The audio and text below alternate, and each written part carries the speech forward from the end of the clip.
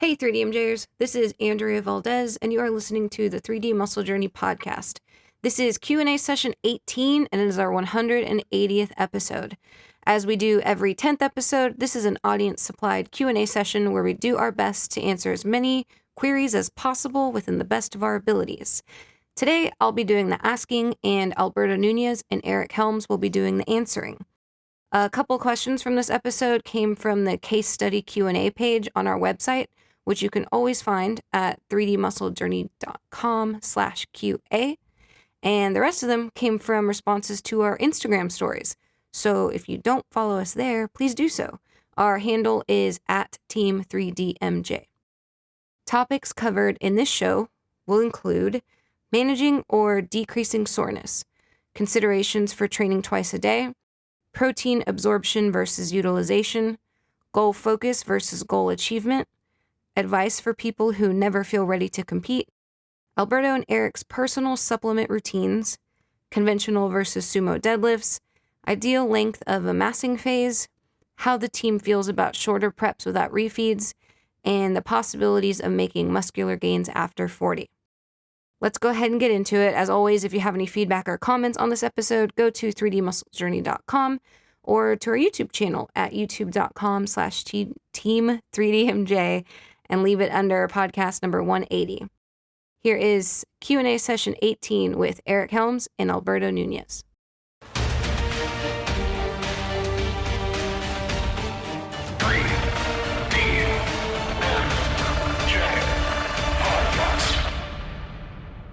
All right, here we go. Let's start with an easy one. Where did it go? I want to find it. Who is most likely to win in a 1 mile race, Alberto or Eric?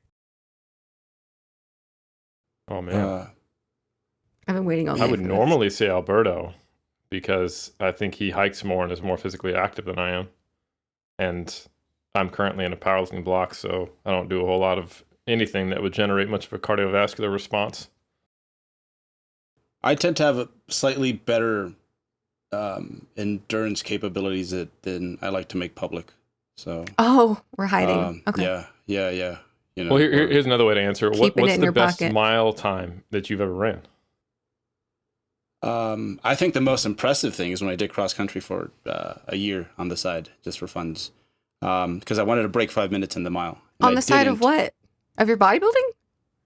No, it was High school. Track was over, okay. And I ran the 400, and it was my endurance that sucked. So I was like, you know what? I'm gonna hang out with these cross country folks to get ready over the summer, build up some lungs. But then I started to like it, to be honest. I ran at some point. Actually, I ran a 2 mile, and it was like 10 or 10:11, and then actually my 2011 prep, it was one of my last weeks. I'm like, you know what? So I was doing the stubborn fat loss protocol. So it calls for about, I think it was like somewhere between, I don't know, I can't remember, 5 to 7 minutes of just intense get going before you finally kind of bring it into a cruise. So I would run a mile to kickstart that thing. I would pop off some yohimbine, some caffeine, have myself a fun size candy bar, and just take off. I got very close. It was like in the low fives. It was like 5:07, 5:08, and that was my last day. And I'm like, I'm never doing this again. Like, that was it. It's that feeling where you have, it's like your mouth tastes irony. It's not fun at all. Well, there's your answer right there, folks, because I never broke 6 minutes on the 1 mile. However, okay. I never did cross country. I always just either ran for the Air Force, which is a very low standard for maxing out the PT test, and ran track, and I hated long distance stuff. But here's an interesting thing we should do, Berto. Why don't you just give your track credentials, like best 100, 200, 400 time, and then you just said your best mile was a little over 5 minutes. Why don't you give them the rest? Oh, we're still going. So. Okay. Yeah, this is going to be the whole podcast. And you're going to be surprised because Eric had a very good 400.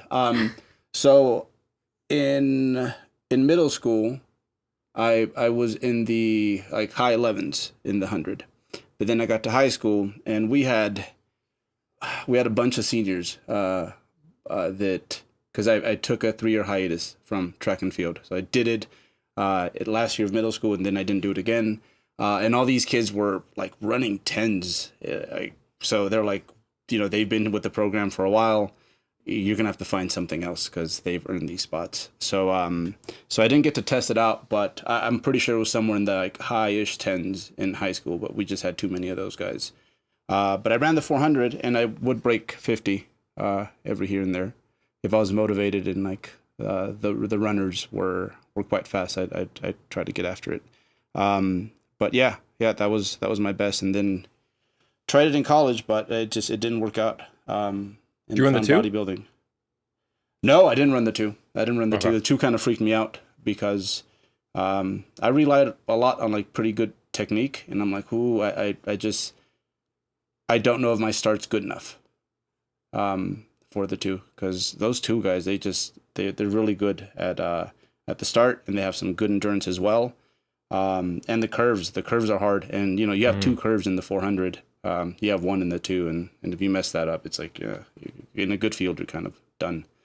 So, but Eric ran a really good 400 at some point as well. I never broke 50 though, so I think that you're just a straight up better runner than I am. But yeah, so I was trash at the 1. I don't think I ever tried it after my sophomore year because it was just trash. But I think the best I ever ran was like an 11.8.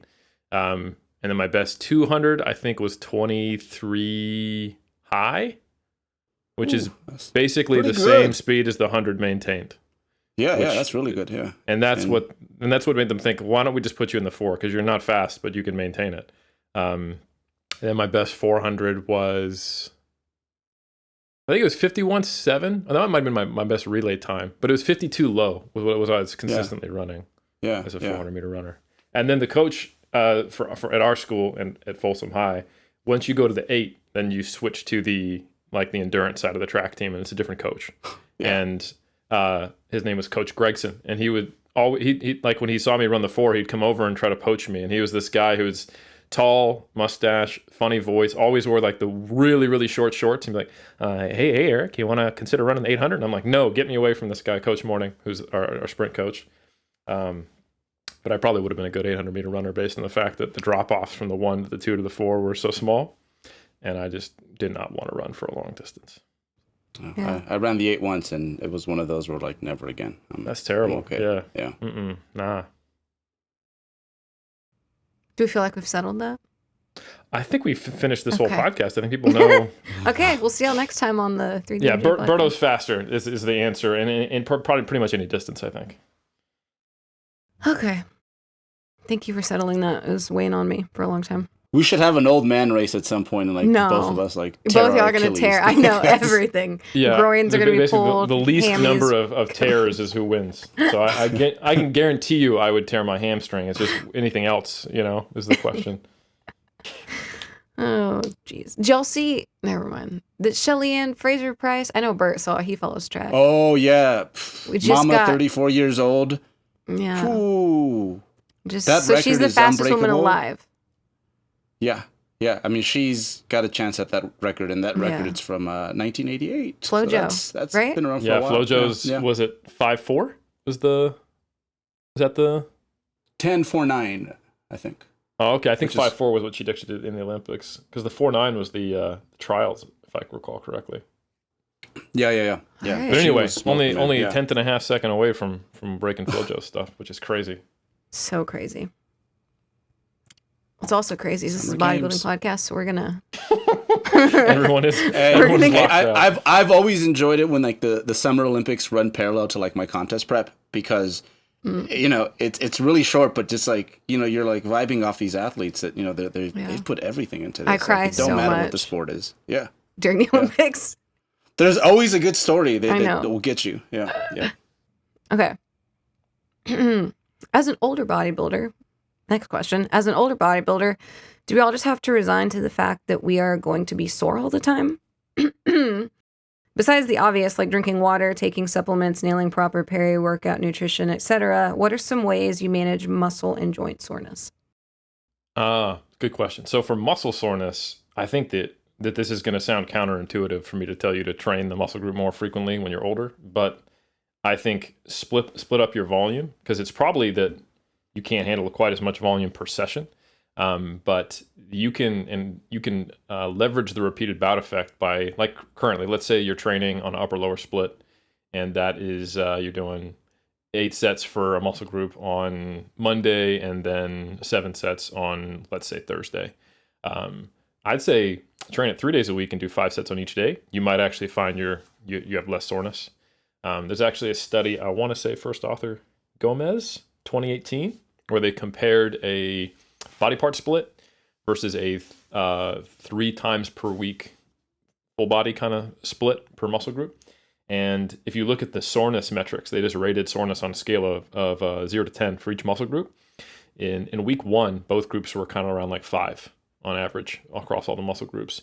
And the 1 time per week group dropped to like 3 to 4 and then just stayed there the whole rest of the 8 weeks. But the group that was training 3 times per week, they dropped from like 5 to 4 to 2 to 3 down to like 0 to 2. And they stayed at 0 to 2 the whole way out. And some muscle groups were just not sore for the group mean. So soreness is one of those things that is heavily linked to the repeated bout effect. Like, how long has it been since you've done an exercise? And a great way to really kind of think about this is what happens when you do an exercise you haven't done in months. You are almost always sore after doing even just like 1 or 2 sets. Even if it's easy. Or feels easy at the time. Yeah. Shoot, even if we played tennis right now, we'd be so wrecked the next day. You know? We don't go like, what is it, like side to side? Yeah. Ever? Yeah. Ankle would snap that way. It'd be bad. If we make it, right? Okay. Anything to add, Of course. Bert? Yeah, Or joint Eric? stuff. Anything you found that works for you, Berto? I think like the longer you do this, the more honest you are with your recovery. And I think sometimes, the people who are sore is sometimes a crowd that kind of tends to do slightly more random stuff, or they jump from like program to program. So I think in a good way, I'm a little bit more set in my ways now in regards to like, okay, this is what I can handle. These are my money makers in terms of movements. So because of that, I mean, I hardly ever get sore. Really, the only times I get sore is maybe at the end of a block when I'm like, you know what, I'm going to do just something here just for fun that's out of the ordinary. Let's try to get 50 reps on this leg press. Yeah, things like that. Or Which he I recently grab a did, workout with a buddy. Just letting y'all know. Yeah, and that was awful. And then the other day I had a quad bro workout with some buddies, and same thing there, where it's like, okay, this is not usually what I do. But typically, I think when you're older, you tend to be a little bit more sophisticated about your ways and your planning, and I'm hardly ever sore. Muscles fatigued and tired, and I know that if I trained it, say the next day or 2 days later, that given the way I format my training, that there'd be a difference. But soreness, no, I've got it to a point where it's like, okay, this is what I can collectively do over a whole block, and it gives me the best results. So, yeah. I'd say the only thing I'd add is like for joint pain specifically, since you are asking the question from the perspective of a bodybuilder, not necessarily a power lifter, is just don't be afraid to modify movements, because there's really nothing that should be fully on the pedestal. So like if full range of motion deadlifts causes you trouble with lower back recovery, or full range of motion squats, or normal squats seem to aggravate your knees a little bit, but something like a split squat doesn't. There's nothing wrong with having a program that doesn't have deadlifts and squats in it, so long as you can load those same patterns. Right. Like if you have something where you're hinging, and you have something where you're doing simultaneous hip and knee extension through a decent range of motion, or even a partial range of motion, and then you pick up the spare on leg extensions or something like that, that's totally fine. And I've written many a program for bodybuilders who, they really like to do some of the quote unquote big lifts.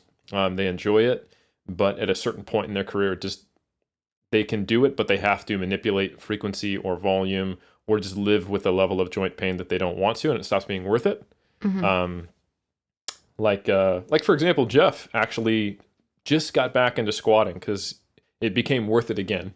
But he took a couple years off squatting. It was just doing like feet shifted forward, Smith machine squats, leg press, and RDLs. And he's deadlifted pretty consistently. But there's nothing wrong with modifying movements, so long as you find a way to get through a decent range of motion and I might need to modify the plane so that you can actually train it through long and short muscle lengths, and you can overload it. Be creative. That's my main advice. Don't put anything on a pedestal. Yeah. Yep.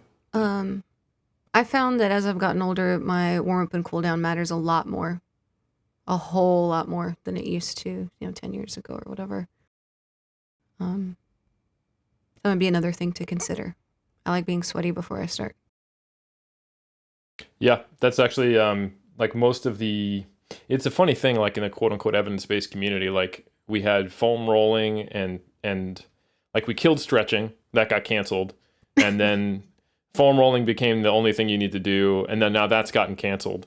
But what we're forgetting is that all of the data consistently for what is a warm up good for is quite literally warming up. So now people who used to be doing like some kind of a dynamic stretching thing, a little bit of foam rolling, and some mobility drills are just like, this is dumb. I'm hashtag evidence based. I'm down with the new age pain science and nervous system for the win, and they just start squatting immediately. That's fine, but if you're going to do that, you probably want to be doing like 4 sets on the bar. So you really just actually want to get your core temperature elevated, and you want to feel like your joints are moving smoothly. So I think that takes some time. So I normally dedicate a good 5 to 10 minutes of doing dynamic movements like this bodyweight squats and arm swings and stuff like that. And that does make a big difference. Yeah, absolutely. Sometimes I feel wrecked coming in, and I'm a good warm up away from like, oh, okay. There we go. It's crazy. We actually can do this. Mm-hmm. Yep. All right. Next question. It's written as a statement, but they want to know Those your are the consideration. I know considerations for training twice a day. And go. I mean, that was it. Okay, let me. My first thought is why. Okay, I was gonna say, let me elaborate. Would you ever think because we are, as much as we talked about track, we're a bodybuilding and powerlifting podcast. Do you ever feel like that's warranted? If so, when? To train twice a day? I would say some pretty outlier cases of, like, let's say you have a new kid and you're working at home, and like you only get 30-minute spots before you have to clean up poop, puke, deal with a crying baby, or help your partner. Then yeah, if you've got a little home gym, or maybe you got a gym that's within close distance and you can only get there for 30 minutes at a time, go there and then pick up the spare in the evening. Actually, you know what? Barb did some 2-a-day training during our 2011 prep that we did together, because she was just fatigued. She was also working a pretty difficult, demanding job. So she would go in and just do half her workout earlier in the day and study and do schooling things, work, and then come back and catch it the rest later. But it was purely logistical, just as a way to basically split up the fatigue. And actually, some of the data on 2-a-day training and like weightlifters shows that it preserves some degree of quality of training. I've done it once. One day? I've done it. I did a meso for. I think I might have done 2 or 3 where, same volume, but I wanted to increase the quality of it. So I was like, hey, let's just break it up into 2 halves. It kind of makes sense on paper. I do think it impacted the quality of the work to some extent in a good way, but then there was I was at the gym basically 10 times a week. Mm-hmm. And that started to get like pretty gross, like pretty quickly. Like my gym time is something I get excited for. I go through these rituals before I start heading on my way. And I'm excited to be there. And that kind of changed that for me. So it's something to consider. Yeah. So to be clear, like nobody ever, in these sports, it seems unlikely that someone would ever need that for their like actual body to optimize their results, right? But it can be more convenient. It can make a 10% little boost in quality if you need it or want it, and it's easy and doesn't impede all the other stuff. But also a lot of times like our athletes will do like cardio in the morning, lift in the evening if they're prepping or something, which is chill. Mm-hmm. Yeah. Okay. That's totally fine. Yeah, if you have an athlete that is lifting twice a day, any specific advice for that? If they're doing what Berto was doing during that meso, would you change anything else? Well, this is probably just a bias because I know the type of people who have typically asked this question of me in the past over the last Okay. 11 years. But my first thought would be I would love to see that person train because typically that's the type of person who is just, or I'd like to see their overall program. And typically there's someone who's just doing far too much and just trying to justify it based on, some study on volume when they don't actually even know their own requirements and that the intensity is probably not there or too high. Yeah. And to be clear, like if you just want to, like that's fine. It's just as long as you don't think like that's the magical answer that's getting me my results. It's just like if you want to split it. Because maybe you do work a desk job and just want to get away from your desk a couple times. Like, whatever. Yeah.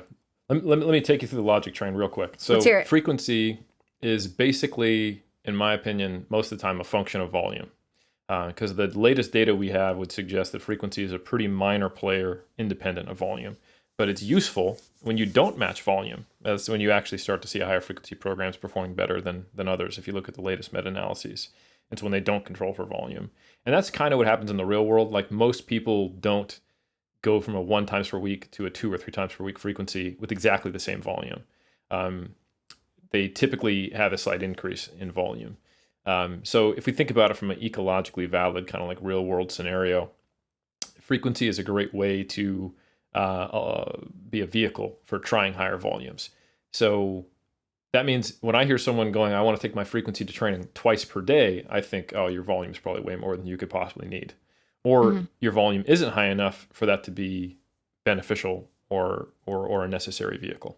Yeah, it's like taking a helicopter. Sports. It's like taking a helicopter around the block. You could walk there just as fast because it has to actually take off, and you have to avoid buildings and stuff like that. So. All right. Anything to add, Bert? No. I think in hindsight, what I would have changed is I probably would have lowered my volume a little bit because there was a slight increase in quality. So, which is the exact opposite of what most people want to do. The type of people that do that, if anything, they're like, I'm here twice, I might as well do a little bit more. And yeah, that can come back to get you. Okay. Well done, gentlemen. Okay. Explain the difference between protein absorption and utilization. Cool. So absorption is just meaning basically, does it get absorbed by your digestive tract? And most food has extremely high absorption rates. We're super efficient at that. And your digestive tract is huge. If you were to actually lay it out, it would span like a football field or something like that. Utilization is going to be tissue specific. The food you absorb will get utilized for something. What people typically ask about in relation to protein is, will it be utilized to enhance muscle protein synthesis? And this is where that typical myth gets spouted that you can only benefit from 20 grams of high quality protein every 3 hours. And this is a very reductionist view of protein, seeing that, and it's actually more like 20 to 40 grams of whey every 3 to 4 hours or something like that is when you get the highest peak you can get in muscle protein synthesis. However, it may still suppress muscle protein breakdown, and it may also still result in whole body muscle protein synthesis going up, which means that it's used for something else, which could be argued to free up other proteins for other things at other time points. And this is typically why you see a slight disconnect between the amount of protein per day that is most associated with optimal rates of muscle gain versus acute studies on what maximizes MPS. So for example, if a 30 gram to 40 gram high quality protein dose every 3 hours maximized muscle protein synthesis, if you do the math of while you're awake, that only gets you to like a 1.2 to 1.5 grams per kg of protein, which is a little less than basically another meal on top of that, which is the amount of protein that we typically think is optimal, like 1.6 to 2.2 grams per kg for, absolutely making sure you've maxed out your potential benefit of gaining muscle mass. And that's probably because there's kind of this more holistic perspective of, like I said, lowering rates of breakdown and having other beneficial effects in the body and having effects on tissues. But Word. a good thing to point out: all the calories count. That's where typically people get in trouble with this is they think like past 20 grams of protein, you're just like pooping out whole steaks, and that's not what happens. That doesn't happen to y'all. It happens to me all the time. if you poop out a whole steak, call the doctor. That might not be a steak. Yeah. Okay. Anything to add, Bert? No, that covers that one. Covers that one. Hey guys, this is Andrea Valdez just jumping in to let you all know about our newest free course in the 3DMJ Vault. It is called Blood Flow Restriction Training, and it was created by our team's injury reduction and management specialist, Nick Licamelli. As a physique and strength coaching company, we're always looking for tools to add to our toolbox that can help our athletes reach their goals efficiently and effectively. Over the past decade, we've learned about, implemented, and successfully used blood flow restriction training with certain athletes as a way to get results without having to use heavy weights, which has proven to be extremely valuable in a variety of situations. While BFR is not a replacement for heavy training, it is a scientifically sound way to supplement our lifts when needed in order to continue and sometimes improve athletic progress. In this course, Nick will help you understand how, when, and why BFR works. He will also lay out the specific mechanisms of muscular hypertrophy and strength, which populations and situations can benefit most from BFR, and most importantly, he'll deliver the X's and O's of how to actually use the cuffs and begin to execute this tool safely in the gym. We cannot commend Nick enough for what he's created, and we cannot wait to share these 2 hours of free educational content with you. So go to 3dmjvault.com, select the BFR course, click the Enroll for Free button, enter your email, and start learning. Again, that's 3dmjvault.com to view all of our video courses, including this new one, Blood Flow Restriction Training. Thanks in advance for checking it out, and enjoy the rest of the show. Oh, okay. I think I like this. And this might take us a while. All right. You recently spoke about how goal focus can impede on goal achievement in a recent podcast. I was wondering if you could please further elaborate on what that truly means. A deeper explanation would be truly appreciated. How goal focus can impede on goal achievement. It sounds like something either Jeff or Eric said. It was me specifically referring to some research on this, but Okay. I think Berto has actually talked about this for years. How many times have people heard who've been listening to us for a long time, Berto talking about the fastest way to run a race is to stay in your own lane? So that has a little more to do with comparison versus others, but or like the cliche but very true statement of the climb to Everest starts with a single step. That's a little more process first, goal oriented. So Berto, I can definitely drop the science kind of review, but I'd love to hear your thoughts. Just as I know you've worked with many motivated, competitive athletes, and I know balancing, keeping them hungry and keeping that quote unquote shark alive with not burning out and being unsatisfied with all of your results is something that you've had a challenge with some of your athletes. I'd love to hear your perspective. Yeah. Shoot, I'll start with myself. And just because, I remember it like it was yesterday, I think. And that's like, for only time I've competed back-to-back seasons, like one, it didn't go exactly how I wanted. And then the other one went exactly how I wanted. And they both kind of left me feeling the same afterwards. It's like, when it was done, I'm like, just sitting there like, okay, so, what do I do next? So it's once you achieve a few things, even like flop at a few things, what ends up becoming your drug of choice is almost just the pursuit. Like that is what I live for more than anything is the process. And I'm glad, if anything, now that it's way longer than the actual ceremony of achievement, because I even now that I know that like, okay, I know that once my season is over, that like the birds are going to be the crickets are going to be chirping, and it's just going to be me there by myself. it's still it's a challenge, even though I know that, hey, you just got to hop on to that next batch of goals. And what's really helped me in recent years is just kind of, I have my bodybuilding stuff that I take very serious. And then I have little other side gigs that I'm working on as well that aren't emotionally as draining, time consuming, all that. So yeah, when it comes to athletes, the way I pass that on over to them is within the right dosages. It's like, hey, let's talk about what's going to happen after this prep, you know? And I remind them about something that, hey, maybe this has kind of been impacting, the prep has been impacting when it comes to the personal side of their life.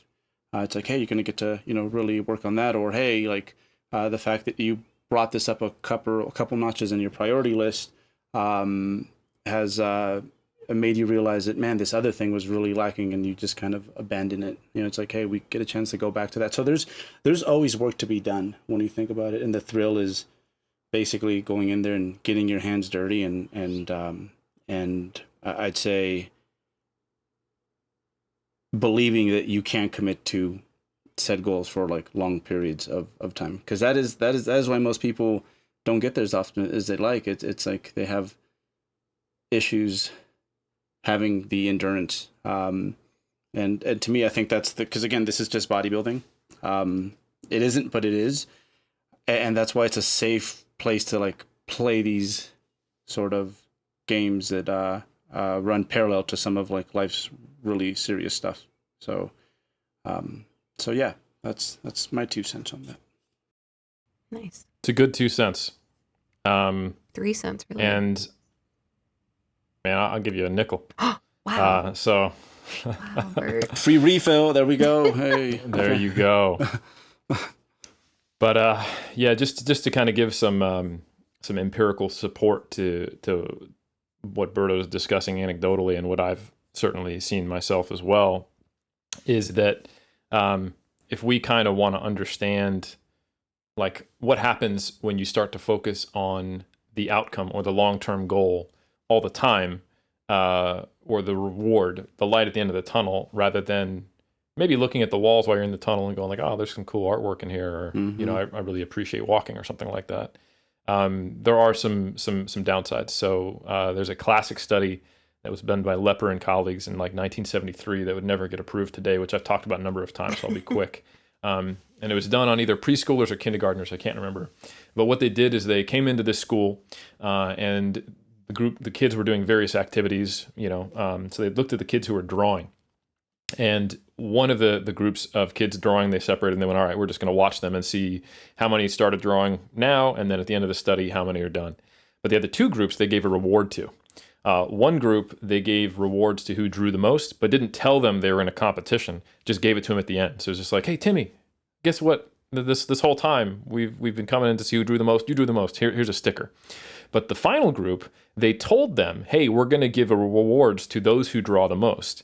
And what they found was that after the study period was over, after they had been given rewards, that group had the highest number of kids who stopped drawing. So their hypothesis was that by changing the focus from being intrinsically motivated to draw to drawing for a reward, it had an impact on their enjoyment and what they got out of the process of drawing, such that a larger proportion of those kids were like, well, what's the point for drawing? I'm not getting a reward anymore. Mm-hmm. So this is something I've seen where sometimes lifters will burn out from their sport because they've been chasing a 500-pound squat, or they've been chasing a pro card, and they actually struggle with training and just kind of staying on track generally afterwards sometimes, and they kind of have to have this kind of crisis of purpose and motivation, and can get quite depressed in the process. And I've seen it in other sports as well. People competing at a very high level, because where I'm at AUT, it's also the national training center for a lot of high level athletes, and some of them stop and they're like, oh, so what are you doing these days? And I'm just working. I'm like, oh, do you train still? Like, nah, man, that was back in the day. I'm like, man, you seem to love training. So to some degree, that's not as big of a deal with, young adults who are doing it through a sporting program or school, and they go on to have a career and relationships, and they have this, like Berto said, all this other things in their life to focus on. But I think that's quite tragic when we talk about bodybuilding and powerlifting, because we're talking about people getting into this as adults who decide it's a good idea to go to the local high school and put on a singlet or a Speedo and fake tanner and starve themselves and try to squat the most weight they can in front of like 12 other people. So like clearly bodybuilders and powerlifters love this shit, or they wouldn't be, grown ass people, hanging out in parking lots covered in what looks like mud and trying to find, hey, where's the auditorium, and people looking at you like you're crazy. So, so to go from, I love lifting weights so much that I want to compete in these obscure niche sports and join this little community, to screw it all because you got burned out due to being too focused on the outcome, that's kind of unfortunate. But I find, that argument doesn't convince a lot of people who are a little too goal-oriented. Another argument that I like to use is based on a study that was done by Fishbach and Choi in 2012. And this is actually showing how being focused on the outcome can actually harm your performance. And this normally gets people listening. So they had a study where they had people doing various tasks. One of them, that's the closest approximation of what people would be interested in, was running on a treadmill. So they had one group run on the treadmill, and they predicted, okay, how long do you think you're going to run on the treadmill for, based on how much they typically like to do exercise. And then they would compare their prediction versus how long they ran. And in one group, they were focused on the process, what they liked about running, whether that was the endurance, feeling strong, the sweat, the hard work, whatever. It was individualized to the person. They found something they enjoyed in the process, and that was their focus during the treadmill running. The other group was focused purely on the reason they were running, what they were trying to accomplish, whether that was, I want to have greater endurance, I want to be healthier, or I want to lose weight. That's what they thought about. And they found that the people who were focused on the outcome, they ran for less long, so less time than they predicted, and for not as much time as the group that was focused on the process. And the process-oriented group overachieved compared to what they predicted and ran for longer than the group that was focused on the outcome. And I mean, when you think about it, like, the goal doesn't get the job done. And especially in a sport like bodybuilding, where the cliche but very true statement of bodybuilding is a marathon, not a sprint, is easy to see. Like, you're tracking food, you're lifting weights, but it's going to be, even during contest prep, which you see faster changes than any other time, it's going to be months before you can visually see the change. So to try to go through a very grueling process when you're focused on hating every moment until you get to the very end is not very motivating.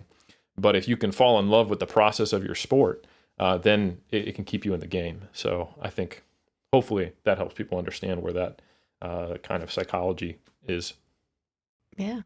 And you see it a lot. You see it a lot with people who are at some point really good bodybuilders, especially. And, their career's over. They're not competing anymore. And it's like, man, you're not even staying healthy. And there's too many benefits that come with strength training to completely just throw it out. So yeah, it's very common. You see it less, I think. So I think we're doing a good job in getting that message around. Most people are lifers now, I think, well, a greater percentage anyways. Yeah. But yeah, I think competition or not, for me, it's like, this is something I think now at 38, I used to hate it when people would tell me, it's like, man, you're so fit and healthy. And I'm like, no, I'm an athlete. I'm here, just doing my thing, it's kind of besides the point. And now it's like, I'm 38 and I'm like, wow, I'm so glad that I started doing this really healthy thing 21 years ago. So you gotta fight that sarcopenia.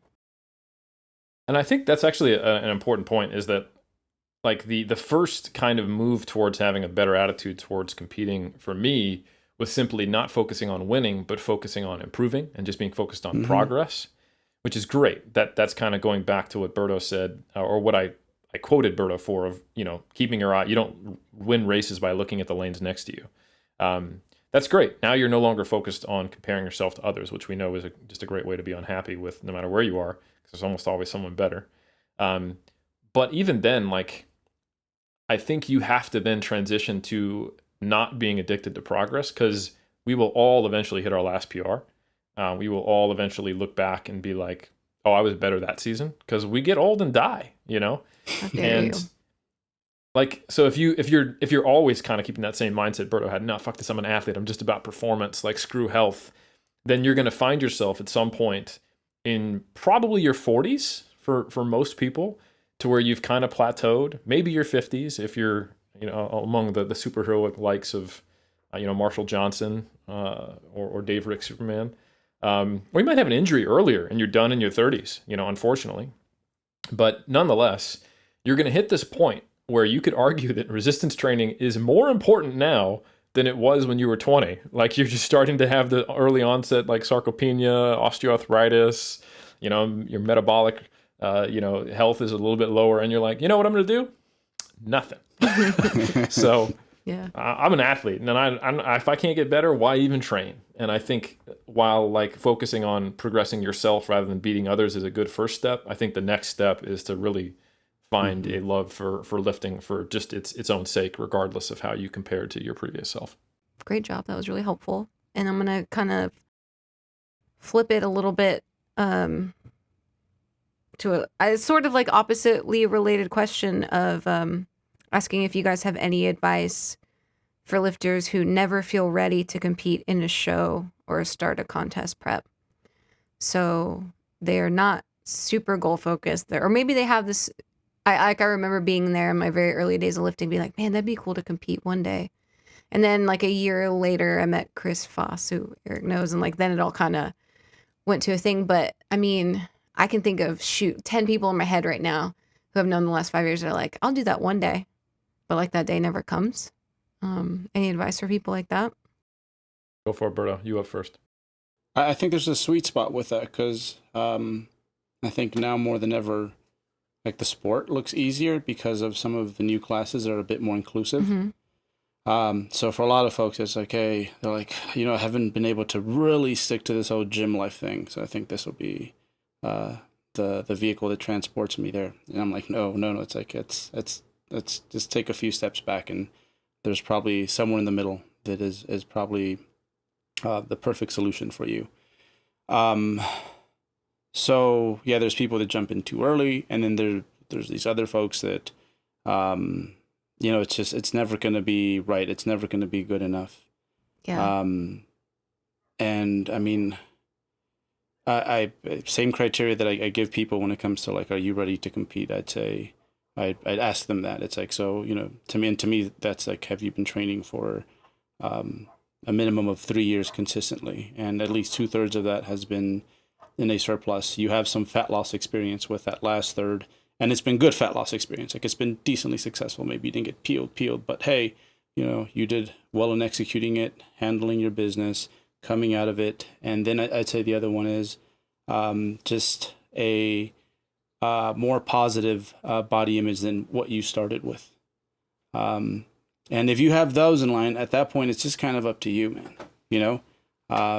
At that point, I kind of leave it up to that person because, I do have a lot of actually powerlifting friends who are like, I want to do it at some point. And they kind of meet that criteria. And I'm like, you're like, why? Like, yeah, it's there whenever you want to. It's like, it's there. I think you would enjoy this because you do something that's already quite difficult. But there's some people who, if anything, it's like I wish they'd slow their roll a little bit with this and just get a firmer understanding of all the small print that does come with a contest prep. Because even the person who meets that criteria, it's going to wreck. Your first season's always going to wreck you beyond what you expect. Yeah. No matter how many times you hear it. So I think it's better to be on that side at the end though than the person who rushes in. Yeah. Those people, they end up turning out like that group that we talked about before, that it was about that goal, and they did this to meet that goal, and they've quit a number of preps, and now they're like, you know what, forget this, and they don't even lift anymore, and they miss out on all the wonderful benefits that come from strength training. So yeah. I'm hand over the baton to my other 400-meter specialists. That's how you take it right here, over the top. There we go. Yeah. No, we turn around and we do this. 400, remember? Yeah. Yeah, I know. I don't even have the thoracic mobility. You don't do this for any of them. Yep. 4x1 is hard though. Yeah, that's an art. You got to count steps. You got to get the timing right. It is hard, yeah. But anyway, I think I only have one little small thing to add, and it's probably specific to a narrow subset of people who don't feel ready because they don't feel like they have a good enough physique or a big enough total. Because there's plenty of people who maybe don't feel ready because they don't, like, I think a much more responsible reason to not feel ready would be not that the other one's irresponsible, but a good reason to not feel ready, in my opinion, would be my life's not in order, or I don't have the relationship with food that I want. All the things like working towards what Berto suggested. Fantastic. Maybe you're not. That's great. And then once you get those in order, then it's up to you.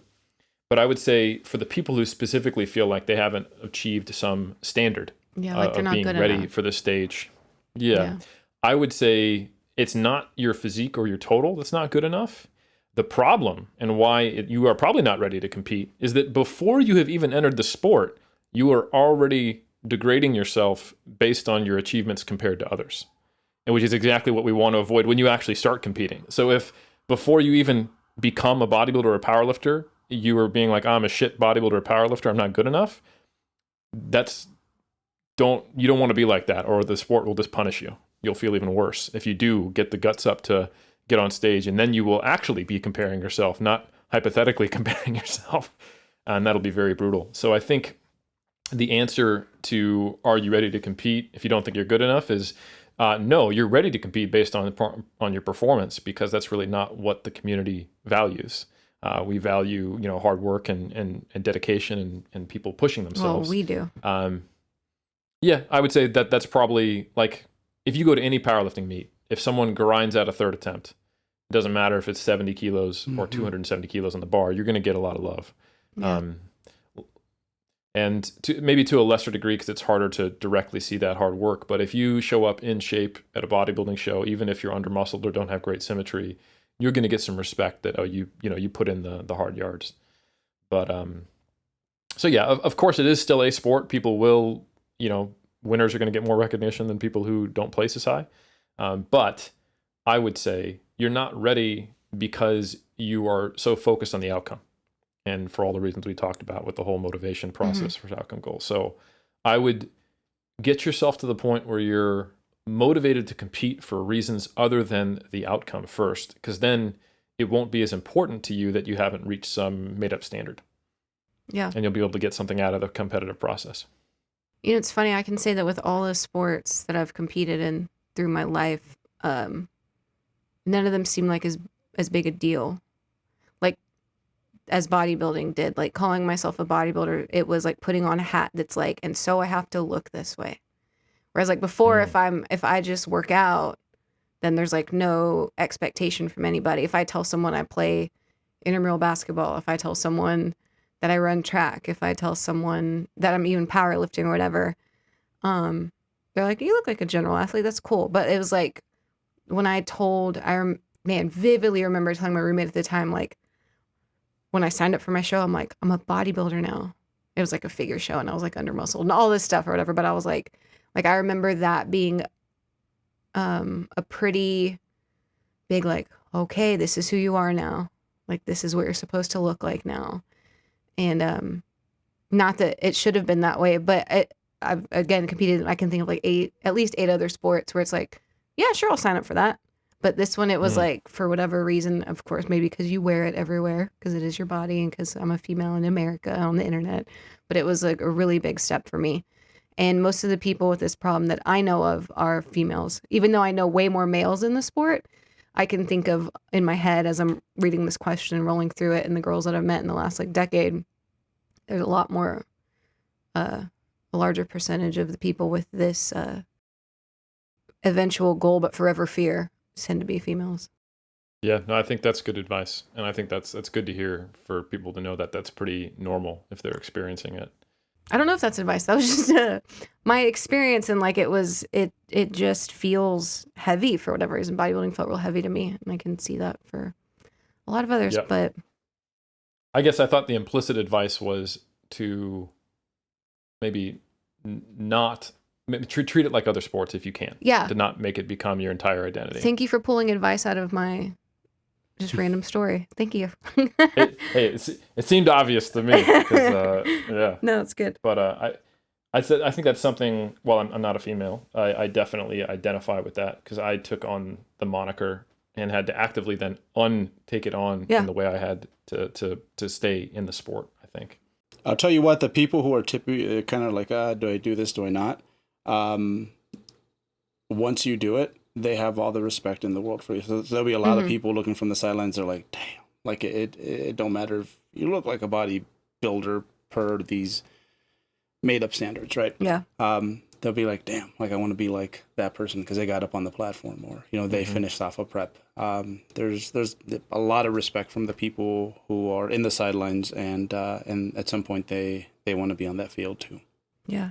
Yeah, there's a lot of people like in the like. There's very few pure fans in bodybuilding and powerlifting. Yeah. Good point. Like most of them at least have some dream somewhere or idea, or wouldn't it be cool if I competed type of thing.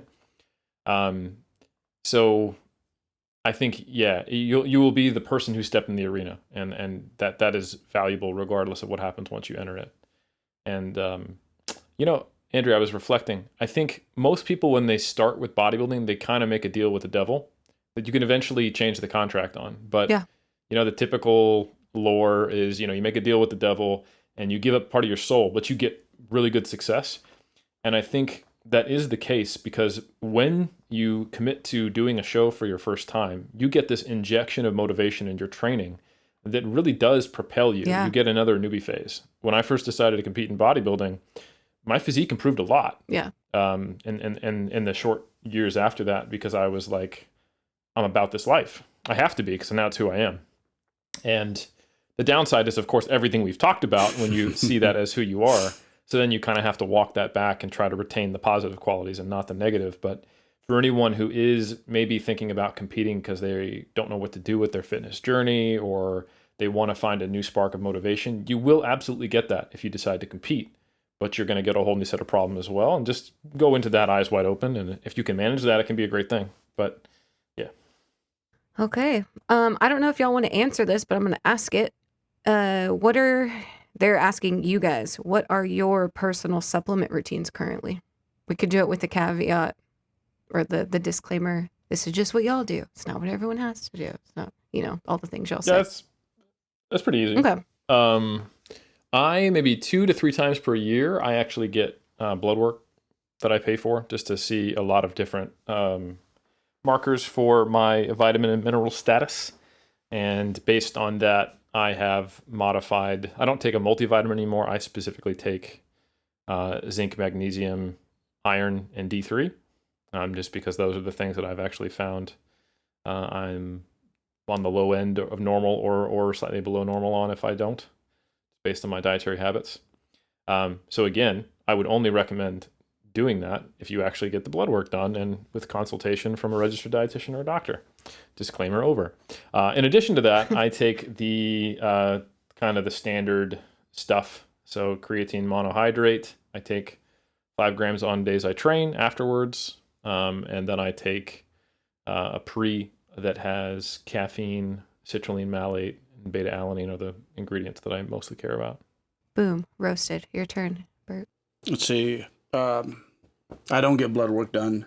That's because I'm afraid of needles. Like, He's not kidding. It's quite a big deal to me. So we just kind of cover up everything. So just recently I started taking the Legion multi because it has ashwagandha, which I've tried, and it has a good impact on me. So I was like, oh, it's included in there. It's like, why not? It's well priced when you consider that. So I take that. That's probably the most potent multi I've taken. But outside of that, just my creatine, my fish oil, I pace that depending on how frequently I have fish, which I think a little bit more often than most people because I generally enjoy the taste of it. And caffeine, and that's pretty much it. So yeah. I don't take fish oil because I eat fish almost every day. As an FYI, but I would if I didn't. And I normally do during prep because I can't work in as much fatty fish. Yeah, we're landlocked over here in Colorado, so it's one of those buyer beware things, Yeah, it's not as tasty. Okay. Thanks, y'all. So this is not this isn't a question, or it is a question. I want y'all to know that, like, of the 30-something questions we got in these last few hours, like 4 or 5 of them literally have asked conventional or sumo deadlift. So while that's the question, that's we're going to give them the non-answer. That's probably what people who ask this should be thinking about. So what would you say to people who ask this to help them ask better questions? Are they asking which one we do or which one we like better? Let's see, sumo deadlift or conventional deadlift? Which is better, sumo or conventional? That's literally, if you could only do one, sumo or conventional, which is a non-question, but we'll explain that through answers. Shoot, Eric. Yeah. So my advice, first off, I wouldn't follow any programs that only allow you to do one exercise. Those typically aren't the best. So what's the best exercise is a waste of time, because you don't have to do just one. And even if you only had a barbell, you could do more than one exercise. Yeah. And as far as which one is better, in general, you have to apply the modifier better to a thing. So better for something. And that's the general recommendation I would make. Better for strength, this is going to surprise people. Whichever one of the two you can deadlift more weight with. No, hold on. This is important, Andrea. I need you to listen. You're laughing too much.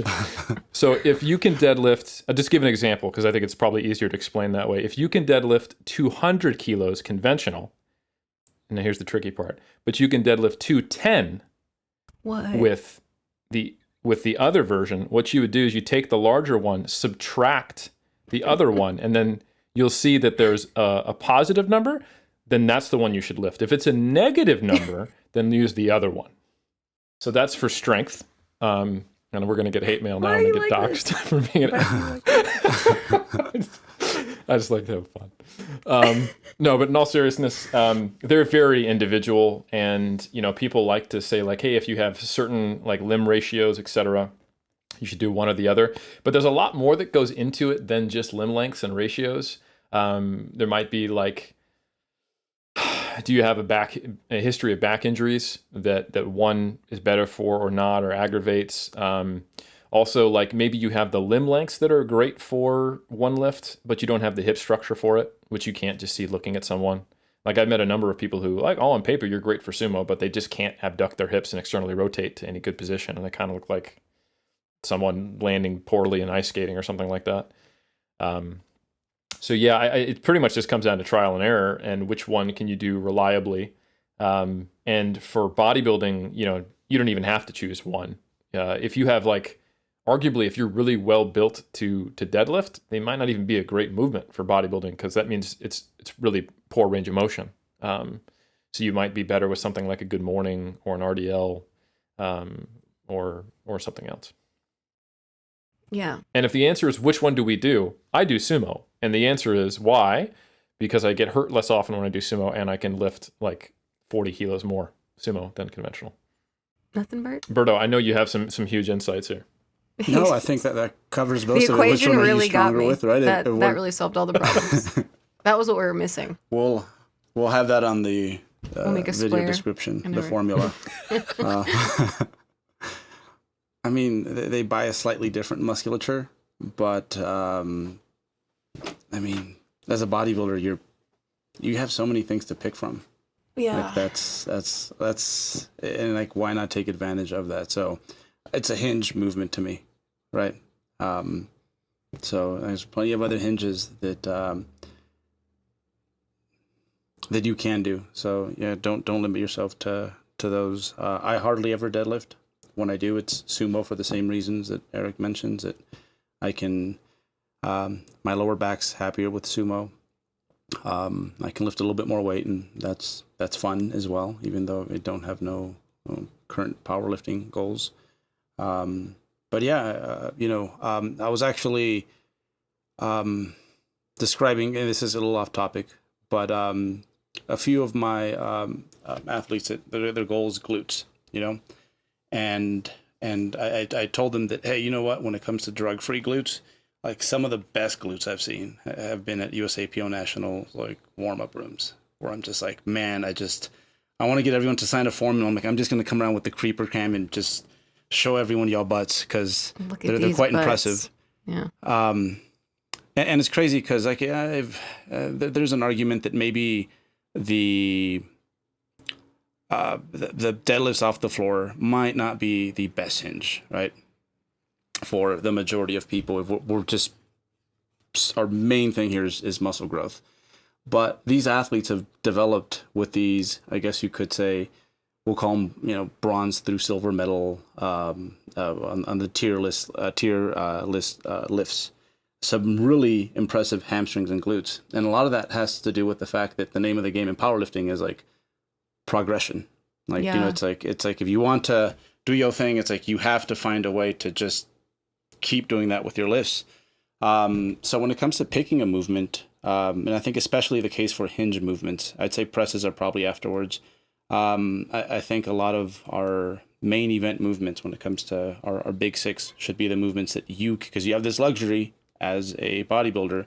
It's like, hey, pick the one that you can drive upwards, both in regards to reps and load, for, in a quite predictable way. Like that should be your go-to. And that's why, for example, good morning as opposed to, because a good morning for me, it's super predictable. My body seems to understand it and really like it.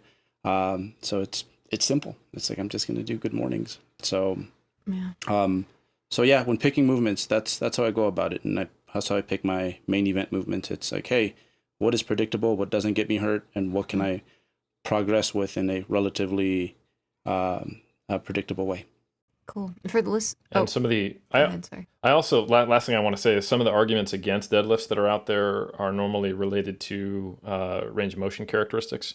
And I actually think the reason why I prefer an RDL or a good morning is actually the way it's performed, because you can't drop the eccentric of an RDL or a good morning. You have to lower it, but you can drop the eccentric on deadlifts. And anytime you get fatigued, it's very difficult mentally to not start to let gravity do part of the job on the way down.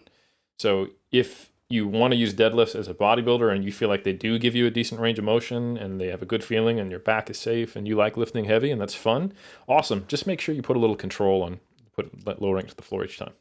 Yeah. Mm-hmm. Jeff does both. I don't know if that helps anybody. Yep. He does conventional and sumo, little hybrid stance.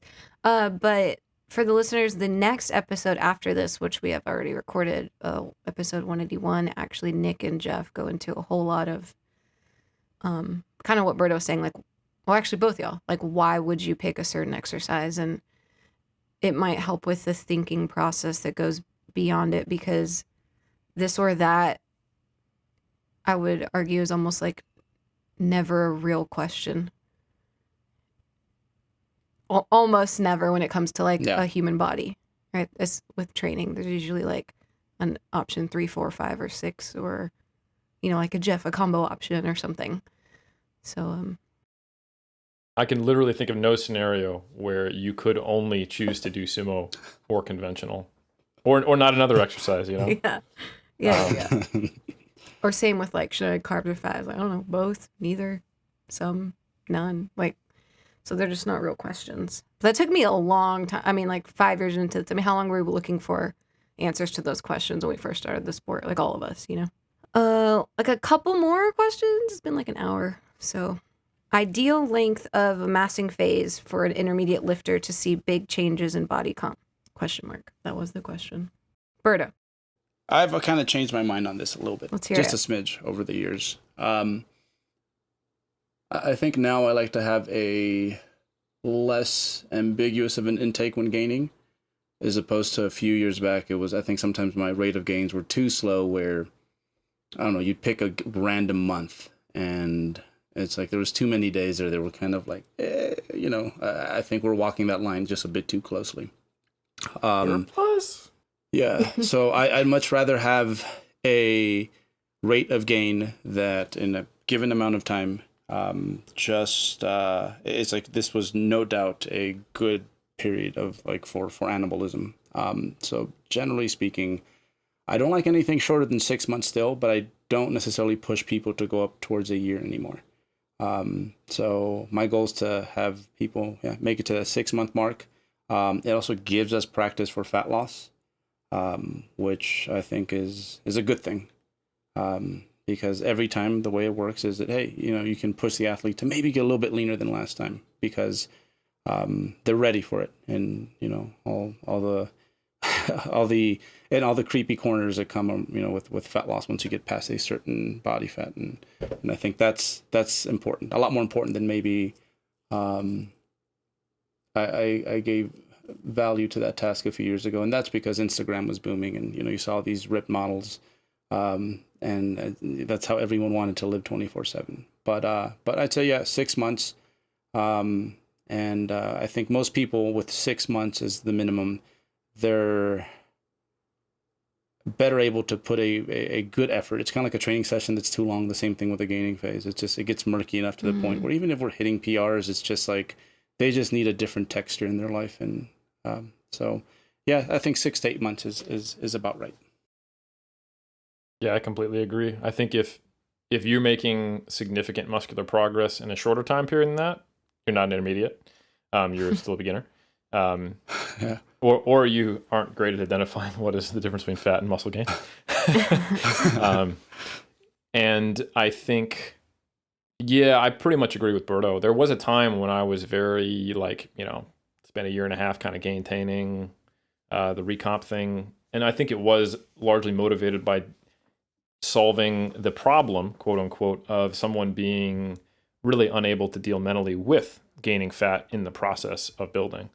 So it was almost like there was this, and it's still going on today. Don't get me wrong. A lot of people are just not okay with putting on the amount of fat that comes with a pretty rock solid, quote unquote, gaining phase of being in a surplus that's measurable for 6 months. And that sometimes causes more harm than good. For the last 3 months of that period, they're really just demotivated and kind of have a foot in tomorrow the whole time. And I don't think that's a good place to be. You want to be motivated and excited and not kind of half demotivated by the process you're going through. So I think, yeah, if you get the right mindset and you're an intermediate, 100% agree with Berto. If you don't, you can take a more kind of recompy approach, but I do think it might take the same amount of muscle mass to be gained, but in 2 to 3 times the time, which if you're okay with that, that's okay. But you also have to kind of cross more T's and dot more I's to ensure that it's happening. And you do have to actually look up every once in a while and be like, okay, am I actually making progress here? So if your gym performances aren't improving over that time period, then you might just be spinning your wheels. Yeah. Okay. Opinion on the recent popularization of shorter preps with no refeeds. Is that valid or silly? Is that a popular opinion now? I think it's certainly something that a lot of people are talking about. Okay. Yeah, and I also, shorter still isn't short from what I've seen. We're still talking like 20 to 24 week preps in most cases. Would you agree with that, Berto? I've seen even the old 12 come back. Really? Yeah. And to me, even I'd say anything below 16 is quite risky if you're not experienced. Yeah. Yep. And if you're not starting at a very lean place, and if you're drug free. Yep, I would agree with that. Yeah, I mean, honestly, and this is an easy thing for me to feel confident in. If you told me, here's someone, and I haven't even seen a picture of them, and they're dieting for 12 weeks, and they're drug free, and they're not a seasoned competitor, do you think they'll be in good shape or not?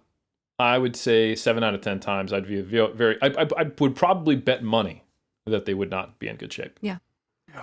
So that's only part of the question, though. There's the whole refeeds versus no refeeds. But the first thing I would say is that I don't think it's a good idea for us to go backwards from having longer preps. I would say you probably want to have a number, if we're talking about the bodybuilding division especially, that starts with 2 in most cases, just because it's just how long it takes to get shredded, unless you're just someone who walks around almost already there. So, yeah, there is the rare person I can think of who got really lean in a short period of time, but they are the rare person. I think Berto can do it. That's Matt true. Ogus Berto could do can it. do it. Yeah. You know, I think I can think of a number of people who get very lean very quickly and seem to just be great at burning them fat and not losing muscle. But they're not common by any means. As far as refeeds, I think the data right now, if we look at collectively on diet breaks and refeeds, is neutral to positive. The stuff on diet breaks that's coming out started with positive benefits physiologically and now is kind of leaning towards neutral benefits, like similar physiologically, but better adherence, satiety, and perceived effort for the same total amount of deficit, although it does take longer. So there's a trade-off there.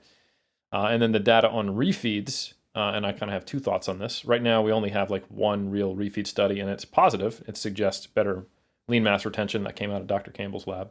And even when a letter to the editor came out and said, hey, let's be a more strict interpretation of this, and let's only look at the per protocol analysis of the thing that was significantly different, which was the dry fat-free mass, there was still a significant difference favoring the refeed group. But the question is, and this is the second part of that, is, well, if refeeds provide an enhanced physiological effect, then why don't diet breaks? And I don't have a good answer for that. So I think we just need more data. These are all relatively small sample size studies. And even though they've been done well, I think Jackson Pios has done a great job with the research he's done. They're not all in a homogeneous, perfectly comparable group to bodybuilders. They're all people getting reasonably lean or athletes, but not people who are going from reasonably lean to, well, unreasonably lean. So I do think it would be, the next frontier is to see if there are benefits for when you're really getting stupid shredded and actually inducing, metabolic adaptation. Some of the things that, if you look at some of these studies, there aren't huge signs of metabolic adaptation occurring. So one of the potential hypothetical reasons to do a nonlinear dieting strategy in a bodybuilding context is to mitigate something. And as Eric Trexler said in one of the podcasts we did together, it's kind of like testing bee repellent in a place where there's no bees. Like, you can't say it doesn't work. With that said, though, I would say my opinion has shifted to that, especially earlier in prep or when someone is not very lean, refeeds and diet breaks are probably more of an adherence tool and a reducing the overall burden and cost of it. And I would ask people to go and listen to our podcast we recently did on efficiency and how preserving willpower as long as you can in prep so that you can strike and get silly lean without crippling yourself mentally, emotionally, or physically is very valuable. And then the last thing I would say, and I think I'll let Berto run rampant on this, is they can be an excellent tool, refeeds, to perfecting a peaking strategy. Ooh, yeah. Lots of little mini experiments. Yeah, that's the big one. It's funny, the whole adherence thing. I think most people who wear the bodybuilding cap, like, all the time, and it's quite a big cap, a neon orange cap. Like a swim cap? They, like, just bright, like, this is what I do, yo. I'm about that. Because here's the truth, on my end, like, I've worked with some tremendously just advanced athletes, some very just motivated individuals, and I'd say 99% of people goof up, or they severely underestimate how getting to the conditioning they want to get to, how much it's going to hurt. Yeah. And refeeds and diet breaks help tremendously. A lot of these, a lot of the protocols that we use today, they were kind of there all along during our peak weeks in the past with like front loads. Because, it was crazy how, just how water retention was less of an issue, how the athlete felt so much better the week after the peak week. And it could have been because, hey, they were super excited about the show, but the response was generally better on the other side. So for me as a practitioner, the things that I get the most out of, like, just including, just start with the refeeds, is,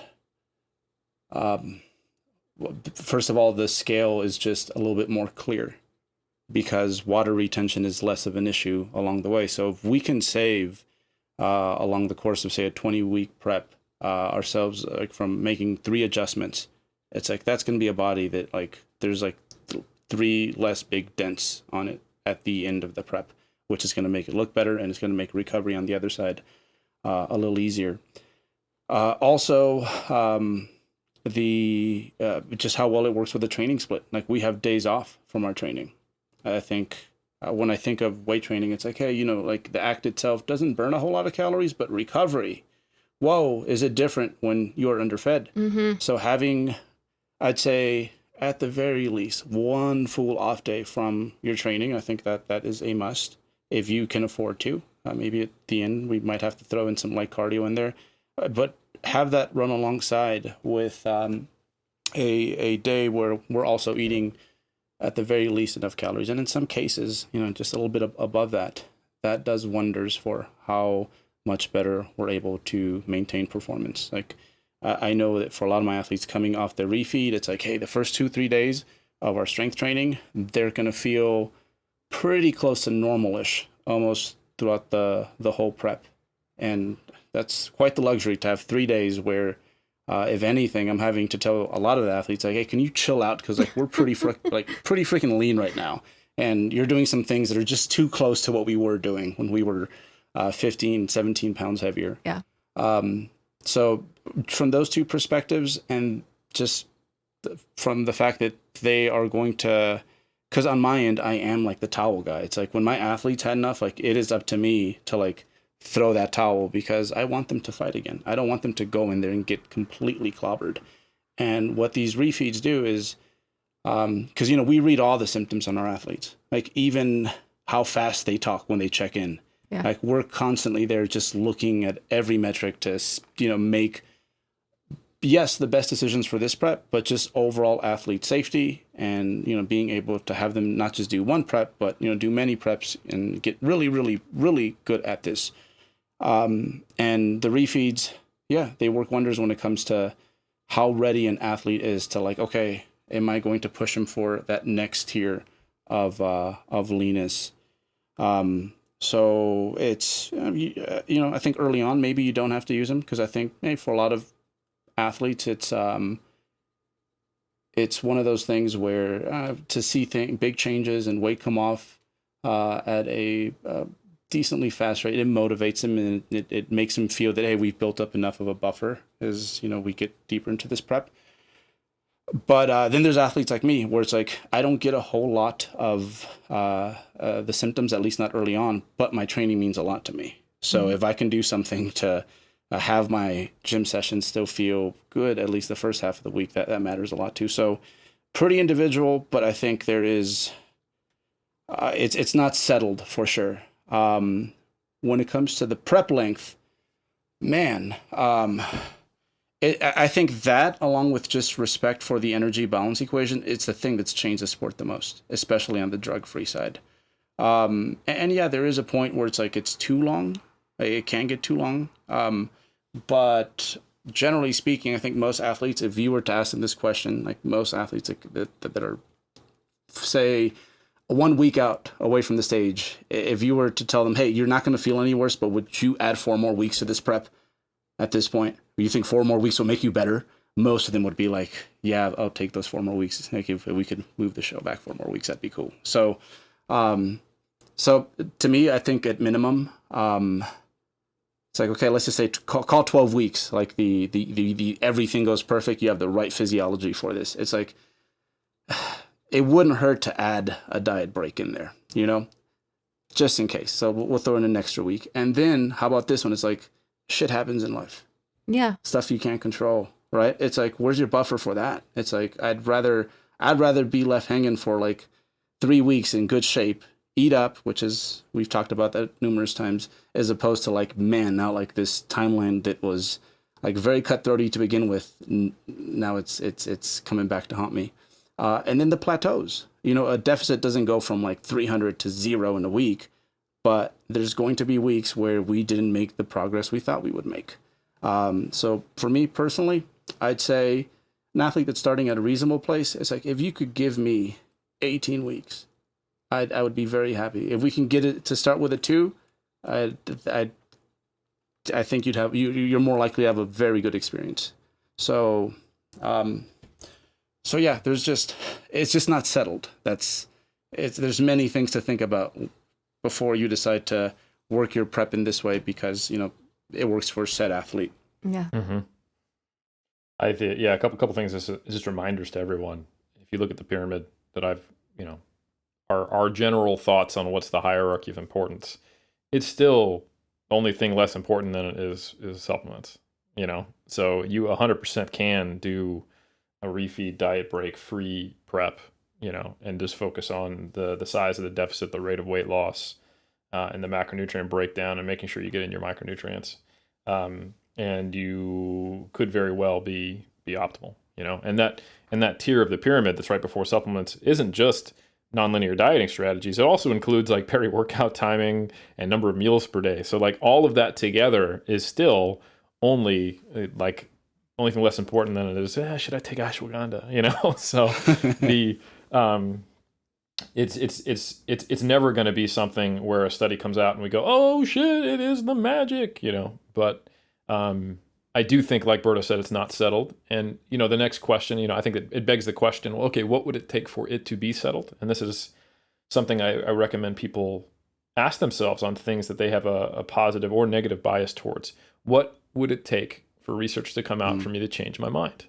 And yes. I can answer that because this is something that I have anecdotally seen very effective for my own prep and for athletes I've worked with. So I tend to have a natural inclination towards thinking this is probably giving some benefit.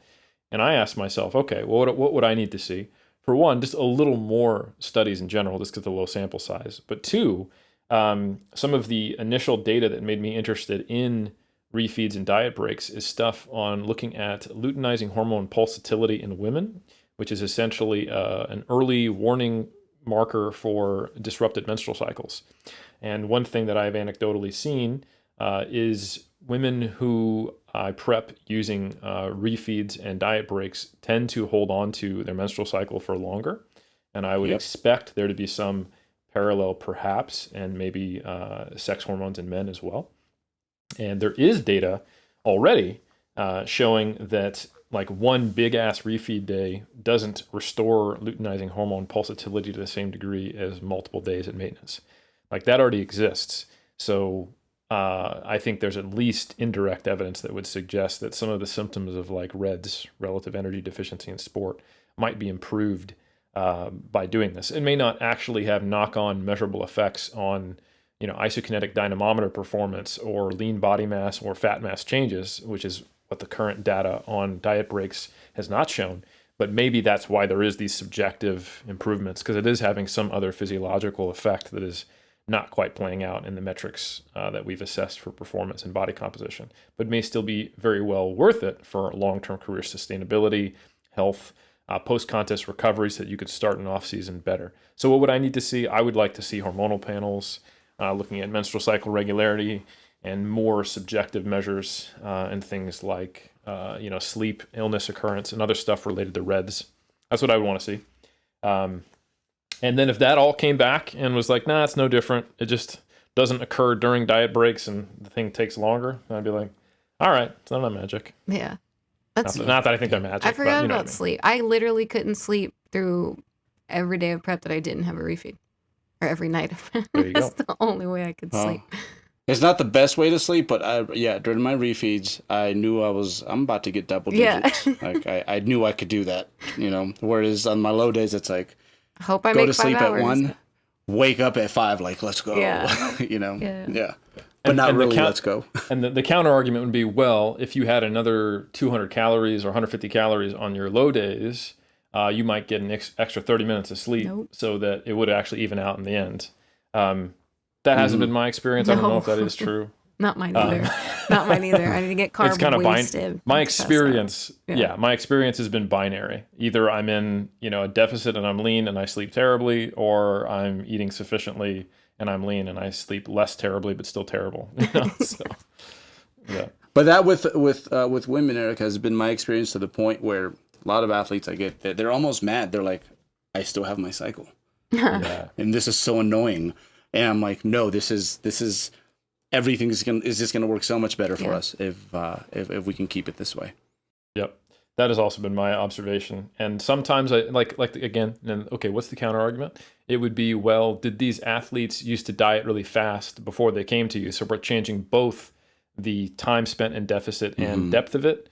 basically energy availability, and refeed. So which one is it? So I can't think of any good examples of someone who dieted slow for 24 weeks and then came to me and did a couple diet breaks and dieted for 32 weeks and retained their menstrual cycle better. So that's possible that it's just another way of dieting slower with smaller deficit on a average per day basis, but maybe not. Okay. Do you think I could ask y'all one more question? Just one more?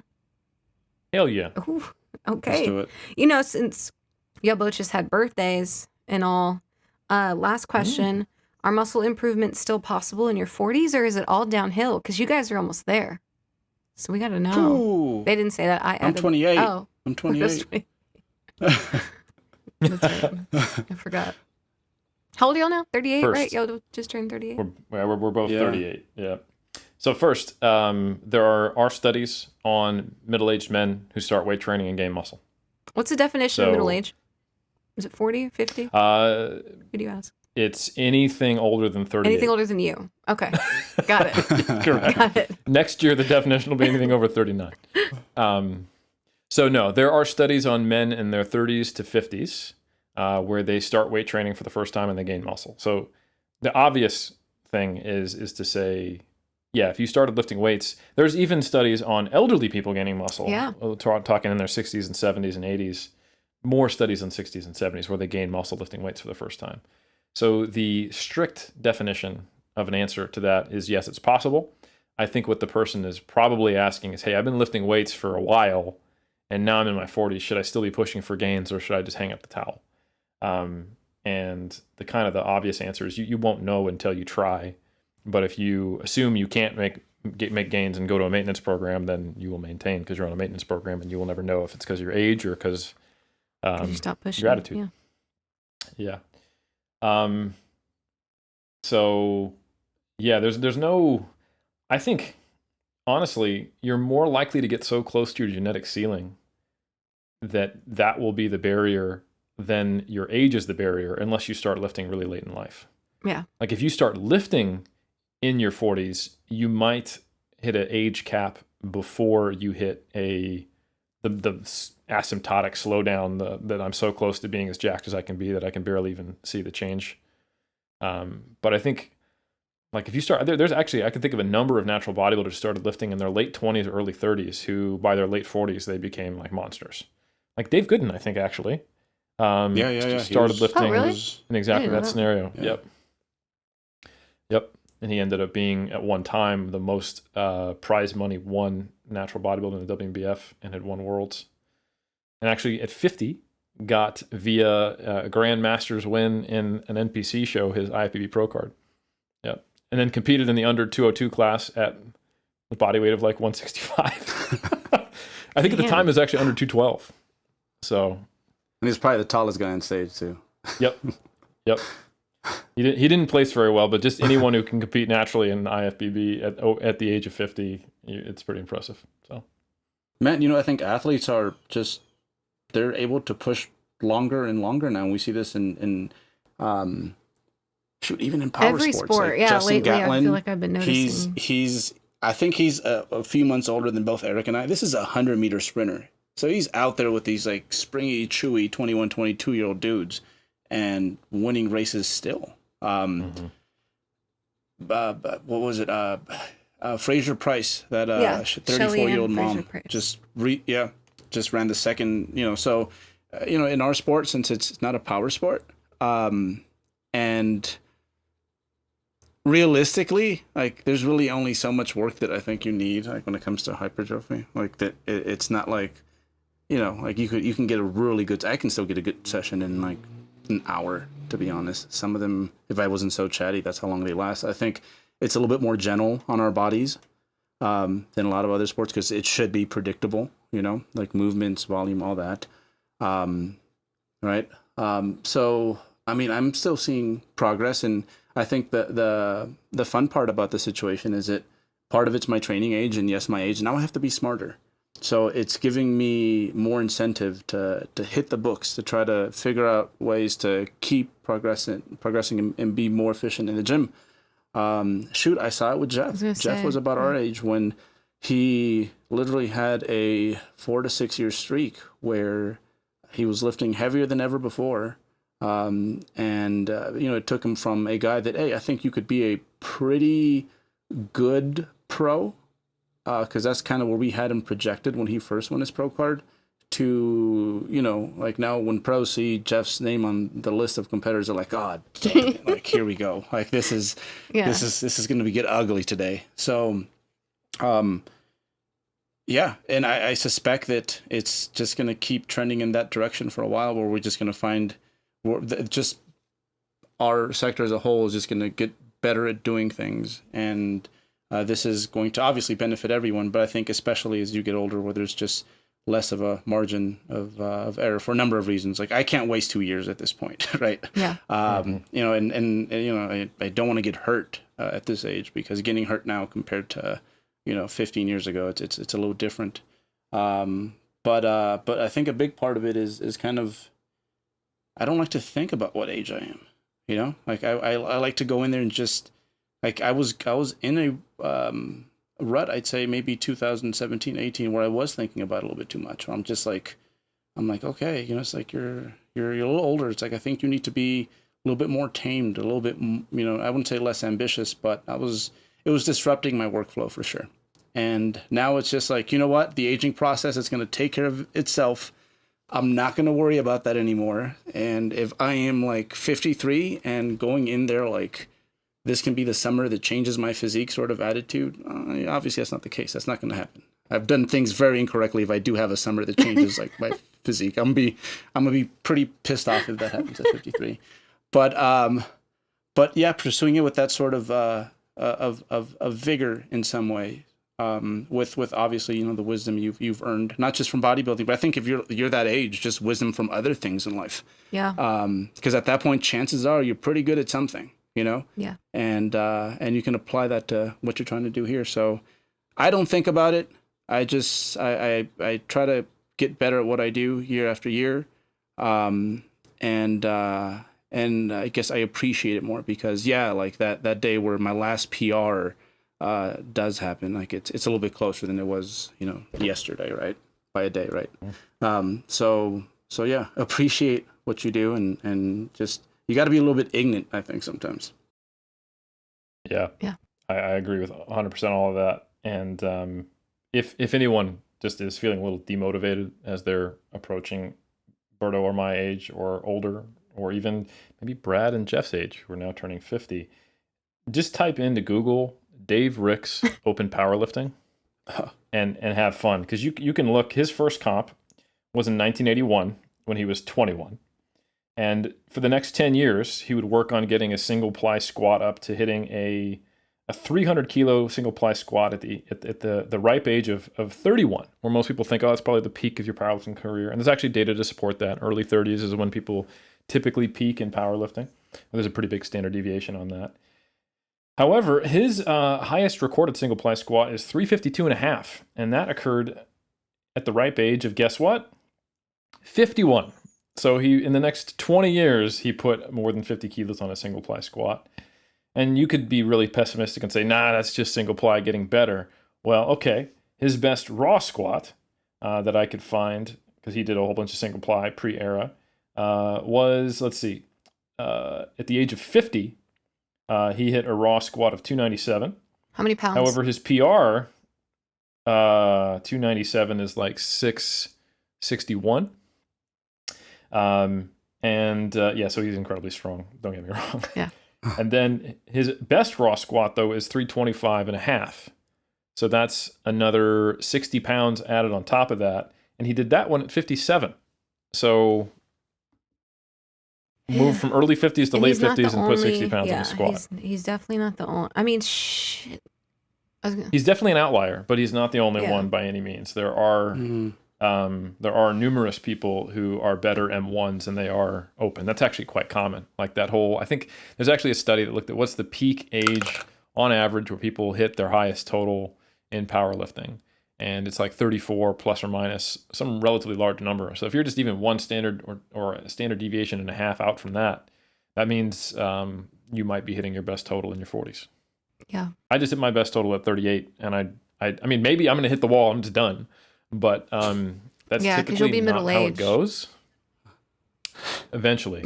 Well, and you did that one banged up too, man. Like that was one of those where It's true. like right, like there's still so much more left. Like Yeah, I think there's numerous times there's when you look at the cream of the crop in natural bodybuilding, like if you look at WNBF Worlds or any very high level pro show, there are not one, not two, but maybe like a third to 40% of the field who are in their late 30s and early 40s on stage. So that doesn't mean that they're necessarily in all cases better than they were 10 years ago. But I think the interesting thing, which I think is quite cool, is once you do hit your peak, you hold on to it for a long ass time in powerlifting if you stay healthy, and in natural bodybuilding if you also stay healthy and keep training hard. So like, we had a discussion with Jeff about when he'd compete, and he was feeling some pressure, and he's like, this may be my last good season. And I was like, right now, Jeff, there's a question mark as to whether or not you can improve. But in my mind, there's no question mark that you can at least be at your best into your 50s. So give it another go. Have an off season. And if nothing seems to happen and you're still that same physique, well, shit, get on stage again, still at your best. Yeah. Also, like whether or not you continue to get stronger, old men just look like harder over time. I realize that could have sounded funny, but y'all know what I'm talking about. Like the muscle maturity. We know what Andrew's into. Stop it. But you know what I mean? Like the muscle maturity that we've talked about that we don't know how to talk about, but like it's a thing. It's a thing. So I have theory on how that actually Let's is. hear it. Your skin is sagging? So is that what the theory is? I think it's two things. Okay. So it is before the point when your skin gets saggy, but when your skin actually starts to get thinner, which is a real thing with age. Yeah. So it's like that pre-loss of complete elasticity, but thinning, and there's this like peak point. Because this is one thing, like you'll notice, like certain competitors in bodybuilding, like GM2, like when they're 60 plus, like they have to hold their poses in the right spot. Because like you can see, like even though they didn't never get that heavy, like even if they were like say 30 pounds over stage weight and they lost a little bit, like their skin will be just a little, like it won't fully be like where it should be on the muscle. Like you can see they kind of have like skin hanging off their pecs a little bit. Yeah. So they kind of hold this relax with like shrugging to kind of get like their nipple in the right spot. Yeah. It sounds funny, but it's real. I know exactly what you're talking about. Yeah, anyone who's been to enough bodybuilding shows knows what I'm talking about. But I think like when you're in your like early 50s and your 40s and late 30s, your skin is noticeably thinner, but it hasn't lost its elasticity, and you do just look harder. And I think that's what muscle maturity is, personally. So we named it muscle maturity, but it's really just like skin maturity. Skin maturity. It's a skin. Okay. I guess it could be other changes to muscle, like I don't know, other stuff. Like there are things that change muscle that don't change its cross section. It's like when your grandma's hand, you can see the veins way more. Same thing, but your whole body. Yeah. That's muscle maturity. Right, yeah. Oh my god. Never thought of it that way. You ruined it though. Thanks, Eric. You couldn't have picked a better sport, I think, or hobby to get serious about. I think. With bodybuilding, yeah. This, to be honest, yeah. At an older age, I think for a number of reasons. Just lifting too. Yeah, it just matches up with a lot of criteria, and like I said, a lot of the stuff that you've learned in other parts of your life. It's if you start at 35, it's going to help you out with this because you can have a way more mature outlook. And shoot, when you're 35, it's like I got nothing better to do. It's not like I have people calling me up on Friday night like, hey, let's go party. You don't. I get to starve myself. Like that's dad's fun. Right? Yeah. Okay, that was 11 questions. That's the most we've had on one of these in a long time. Y'all did great. We did good. Y'all did so good. Killing it. Thank you for taking the time. Thank you, listeners, for 180 episodes. And, wow. I know. Ooh. And we'll see y'all next time. Bye. What's going on, 3DMJers? Eric Helms here. Thanks for listening to our podcast. I just want to take a second to tell you about MASS, Monthly Applications in Strength Sport. This is a monthly research review that I put out with Greg Knuckles, Dr. Mike Zerdos, and Dr. Eric Trexler, where we cover the most up-to-date, peer-reviewed research in the world of strength and physique sport that's directly relevant to your practice as a coach or an athlete. We provide our reviews in written format, but also, since you enjoy our podcast, in audio roundtable reviews where we discuss the research in depth. Finally, we also do video concept reviews where we cover a broader topic in video format for your learning. For fitness professionals, you can take quizzes on mass content and earn continuing education credits for most of the biggest certifying bodies in the fitness industry. If you want to sign up and get a subscription, head over to 3dmusclejourney.com and click on the Products tab. Thanks for your time, and thanks for listening.